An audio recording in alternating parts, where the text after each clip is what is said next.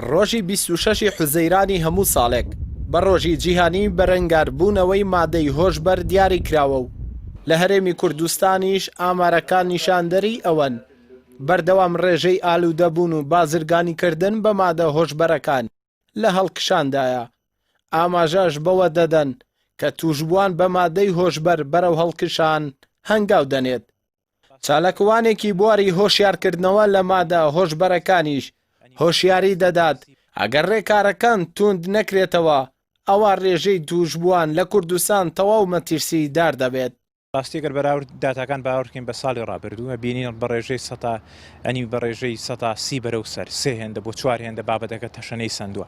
بڕی ئەو مادەی کە دەستی بەسەرای گیراوە ئەوەی کە بڵاو کراوەتەوە لە ماوەی ئەم شاژمانگەیە نزیکەی نیوتەنە. ئەم نیوتەنە ئەگەر بەکار بهێنرێ و بەگەڕ بخرێت زیاتر لە 1,100,000 کەس بۆ ماوەی 24 سعات بێهۆژە بێ. ڤایرۆسی کۆرۆنا جیهان بەدەستیەوە دەناڵێنێ، بەڵام ئەو مەترسیانەی کە مادەی هۆشبەر دروستی کردووە ئەو دەرهاویشتە خراپانەی مادەی هۆشبەر هەیەی 2 هێندە 3 هێندە زیاترن لە ڤایرۆسی کۆرۆنا. ڕاستیدا ئەوەی کە ئێمەی بینین ئەوەی کە ئێمە چاودێرین هەنگاوێکی پراکتیکی مولزەمی ڕێکخراو بۆ بەرەنگاربوونەوەی ئەم بابەتە نابینرێ بە باشی، هەم لەسەر ئاستی ئاسایش هەم لەسەر ئاستی میدیایان لەسەر ئاستی هۆشیاری گشتی نابینرێتە. بەکارێنەرێ 5 جار تا 7 جاریش گیراوە لەسەر مادەی هۆشبەر. ئەمە دیارە خلافێکی زۆر گەورە هەیە و لە ناو زیندانەکانیشان بابەتە بەکارهێنرێتەوە بەداخەڵ. ئەگەر بێت و ئەم دۆخە بەم شێوازە بەردەوام بێ واتە چۆن 2019 و 2020 تێپەڕ بکەین بەم شێوازە، ئەوە من تەسەور دەکەم چەند ساڵی داهاتوو زیاتر لە 100 بۆ 200,000 بەکارهێنەرمان هەبێ کوردستان بچێتە سەر نەخشەی مادە هۆشبەرەکان بە لە بەرچاوگرتنیەوەی ئێستا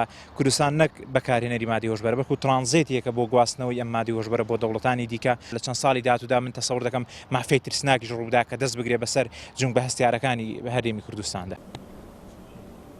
هاوکات بەڕێوەبەرایەتی نێشتنی مادە هۆشبەرەکانی سەر بە بەڕێوەبەرایەتی گشتی ئاسایشی هەرێمی کوردستان ئاماری 6 مانگی ڕابردووی بڵاو کردەوە و ئامارەکانیش مەترسیدارن. لە ڕاگەیاندراوەکەدا هاتووە لە ماوەی 6 مانگی ڕابردوو دەست بەسەر 358 کیلۆ و 552 گرام مادەی هۆشبەر داگیراوە کە لە مادەکانی هێرۆین، کریستاڵ، تلیاک و حەشیش و جامیکا پێک هاتوون. ئەمە بەدەر لەوەی کە 952 دەستە حەبی هۆشبەریش لە جۆرەکانی ترامادۆڵ و حەبی هەمەجۆری هۆشبەر دەستی بەسەرداگیراوە. هەروەها 586 کەسیش بە تۆمەتی بازرگانیکردن و بەکارهێنانی مادە هۆشبەرەکان دەستگیر کراون. بەپێی ئاماری بەڕێوەبەرایەتی نێشتنی مادە هۆشبەرەکان لە ئاسایشی سلێمانی لە ماوەی 6 مانگی سەرەتای ئەم ساڵدا 180 کەس دەستگیر کراون.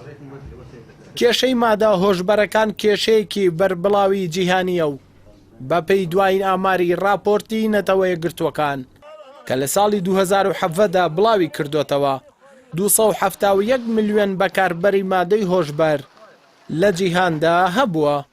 ئەردەڵا محەممەد کەناڵی ئاسمانی پەیام سلەیمانی.